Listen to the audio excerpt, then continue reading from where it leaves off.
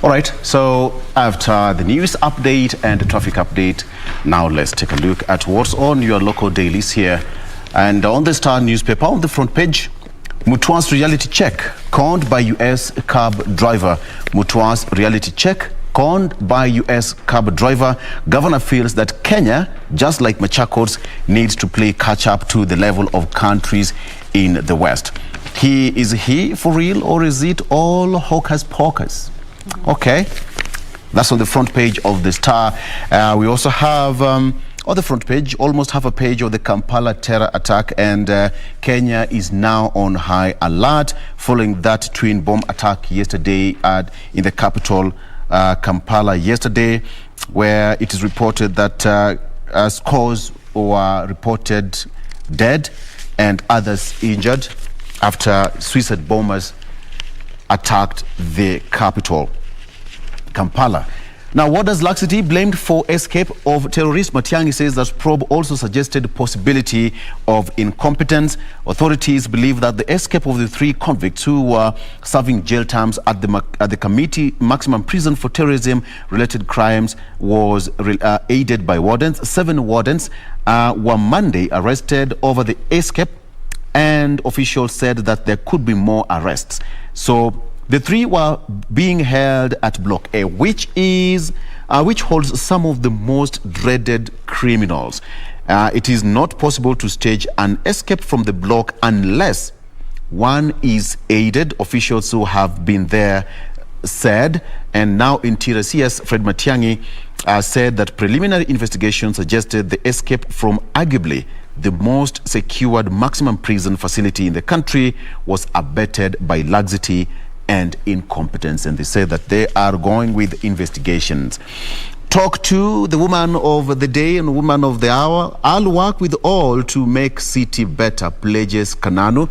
All eyes are on Anne Kananu after being sworn in as Nairobi's 3rd governor on Tuesday, that is yesterday. With the remaining 9 months, Kananu is banking on the Nairobi Economic Stimulus, a 5-point program to deliver services to the city. The program, according to the city managers, said that the program comprises inclusive education and improved quality of early learning through the employment of additional 219 ECDE teachers. So that is according to her plan.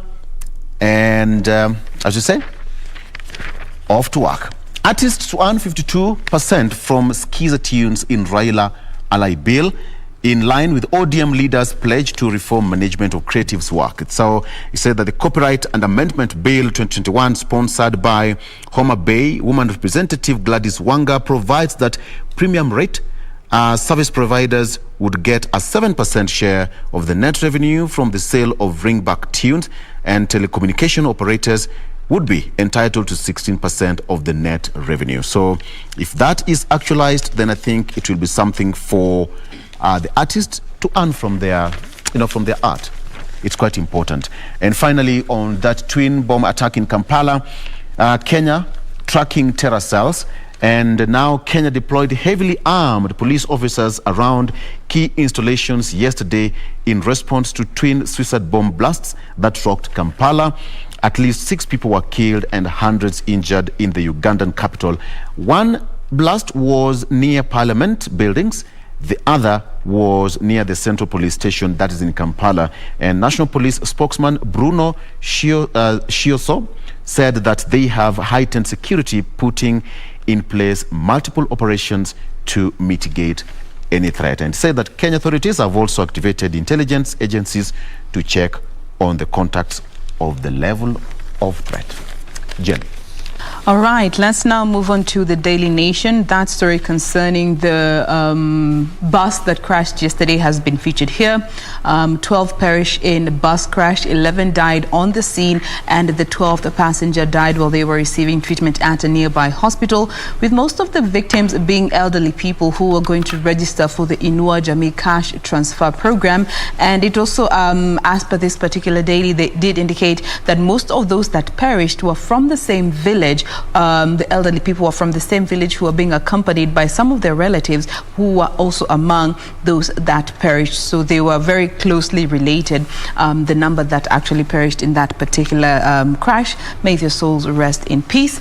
Moving on to some politics, Kanu fights back as Oka wars deepen, with Gideon Moi saying wounds that did not heal in disbanded NASA is to blame for the current tension that they are experiencing as a coalition. But on the other hand, we have Musalia Mudavadi and his allies who now say that, or rather accuse the KANU chairman of hatching a plot to take Oka back to the Orange Democratic Movement leader, under, of course, Raila Odinga as the leader, with actually Kakamega Senator, that is Cleophas Malala, and other allies that are linked to Mudavadi, describing Mr. Gideon Moi as the coalition's weakest link, quote unquote. He has been described as the coalition's weakest link, saying that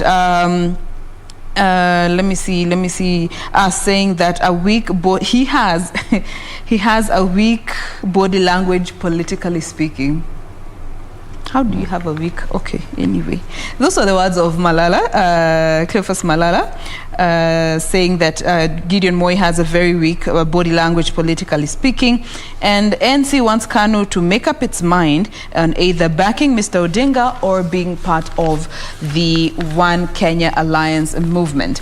Now, coming to the story that has been on all the headers since it happened this Monday, prison break or inside job? That is the hard question and the main read here on this particular daily.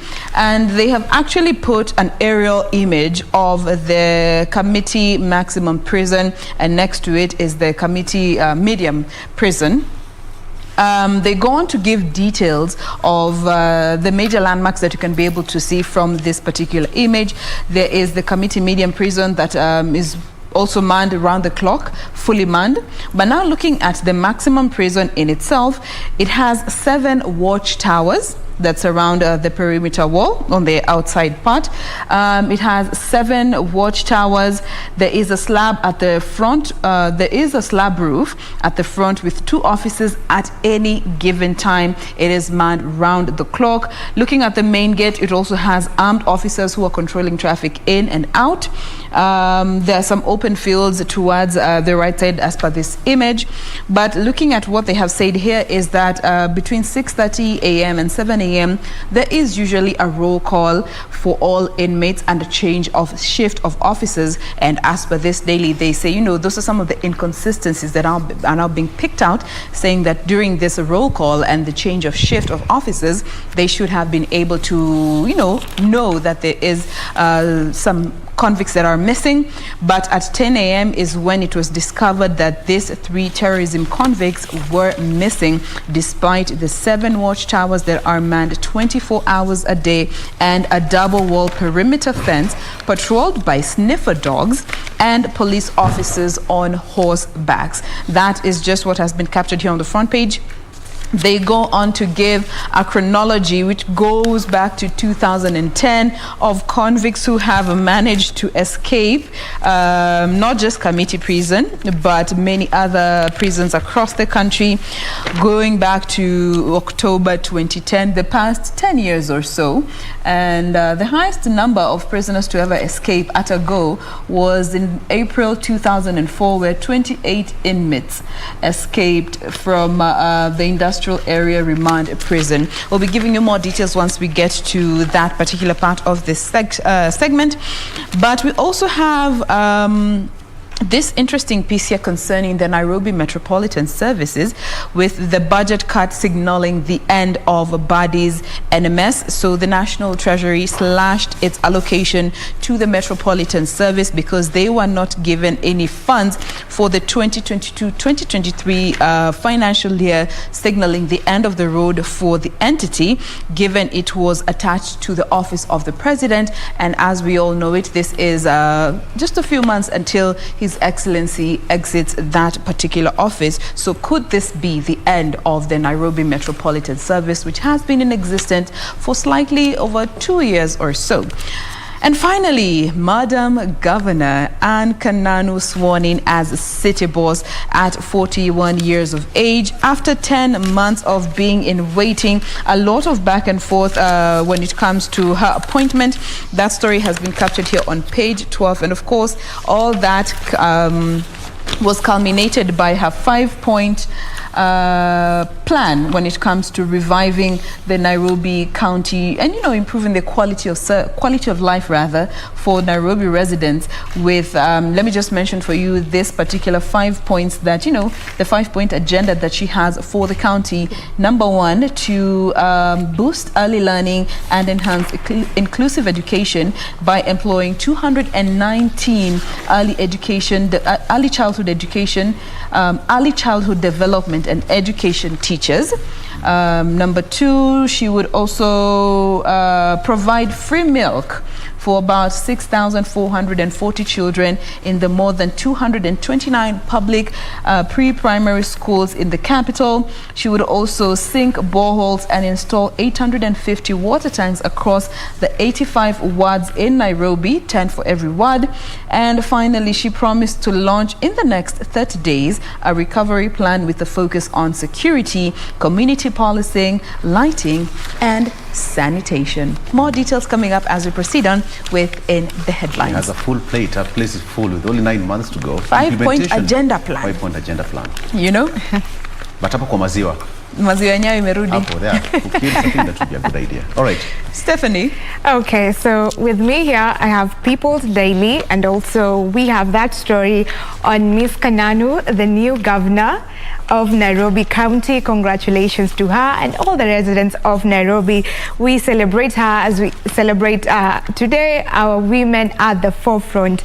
Making the splash, which is the main read, is Ruto's remarks anger Central Kenyan leaders.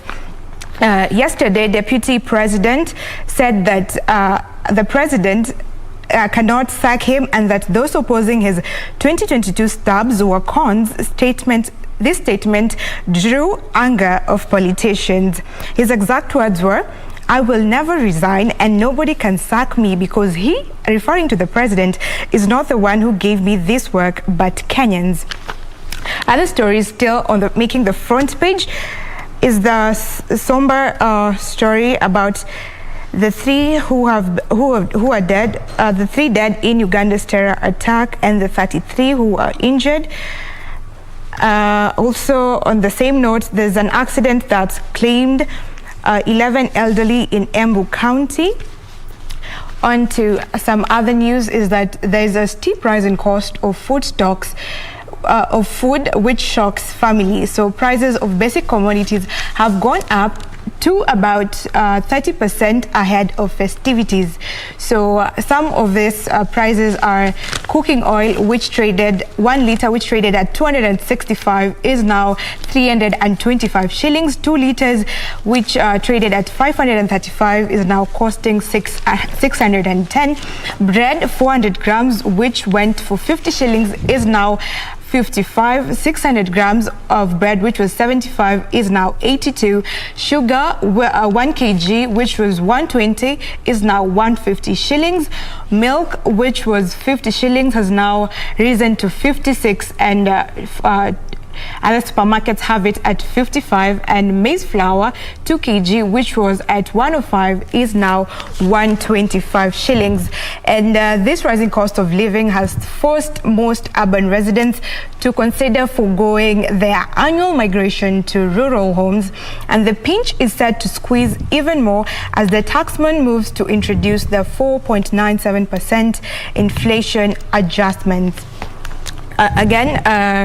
On to some business news in People's Daily is that Kenya is among the nations that have been hit hard by the global tax abuse. A study done by Tax Justice Network, Global Alliance for Tax Justice and Public Service International, estimates that countries globally are losing $483 billion This is 54.1 trillion shillings in tax each year, with developing countries bearing the greatest brunt. And this billions lost to tax havens a year is just but the tip of the iceberg, because the report continues to say that in addition to that cost, $312 billion is lost to cross-border corporate tax abuse by multinational corporations, and $171 billion is lost to offshore tax evasion by the wealthy individuals. The amount, the report drafters add, is enough to fully vaccinate the global population against COVID more than 3 times over. So that, and also maybe to sample a health story here. It's a research in Mombasa County, where 4 out of 100 persons in Mombasa County are diabetic. This is said by the County Department of Health.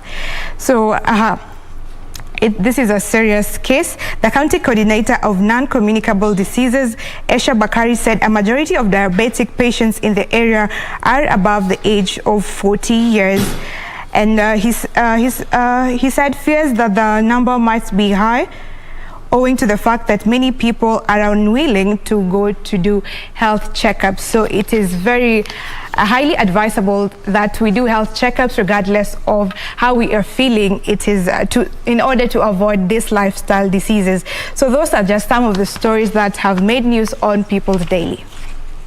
Oh, now just coming to the Standard there, a replica of what we've had on the various dailies this morning. Standard, the Star, as well as the People Daily and the Daily Nation are reading from the same script. Matters of terror and a security breach at the Committee Maximum Prison. Question is, was it indeed a prison break? Who aided the escape of these 3 terror convicts? There 3 questions have been posed on the front page. 1, why did it take the prison's authority more than 8 hours to establish that the terror convicts had escaped? 2nd, after the police officers, or rather the authorities, learned of the prison break, why did they delay to alert the local police? 3rdly, how did the escapees beat a 3-layer security scale to scale security to scale a 10-foot wall in a compound with floodlights? Those questions are going to be answered sooner than later, as the security apparatus continue with investigation. 7 wardens so far in police custody, and information that may lead to the arrest of the 3 is most welcome. Get in touch with the relevant authorities there. A 20 million shillings bounty for each inmate there, that makes it 60 million shillings. So if you have information that may lead to their rearrest, well, it is open. At the end of the day, you and I are Wanjiko, my brother and my sister. So let us be, keen and vigilant about what is happening around us. More so at such a time that we are waiting for news updates in regard to the Uganda blast there. Just a day after, we had the same time after we had that particular news that those 3 terror convicts had escaped. Further on, talking about security, is that we expect that the U.S. Secretary of State, Anthony Blinken, will be meeting President Uhuru Kenyatta today over the region's security. Now, this visit comes a day after President Kenyatta raised the country's terror threat level to the war, due to the war raging in Ethiopia, and 1 day after the explosion that rocked Uganda's capital, Kampala. Now, this visit by Blinken comes barely a month after President Uhuru Kenyatta met with U.S. President Joe Biden at the White House, and Biden described Kenya as a leader in the region at defending and advancing peace and security in the Horn of Africa region. So we'll be keeping tabs on that and see what comes from that. Remember, Kenya and US there actually are part of the Security Council, so we are likely to see some head turns in regard after this particular meeting, maybe bolster our security services there, or in vigilance, so to speak. Also on the front page, you have matters politics, why Raila is wooing persons in Kwale, that is the coastal region, while Ruto wraps up the Meru vote hunt. That is what is happening on the political scene. Let's talk about the Migona saga. So Le General, aka Le General, that is Migona, could not access the country. Now there's another fresh petition by his lawyers to see the general back. If it's going to be successful, well, yet to see. So Migona was deported and his Kenyan passport perforated.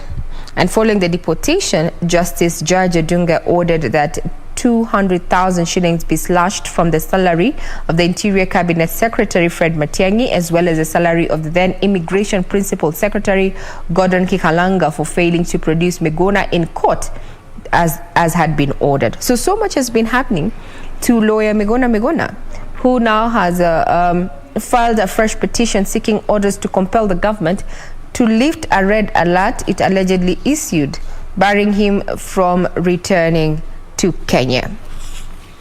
Talking about the corridors of justice, just barely last month there, Kenya woke up to some sad news in losing a talented athlete, and this is none other than Tirop.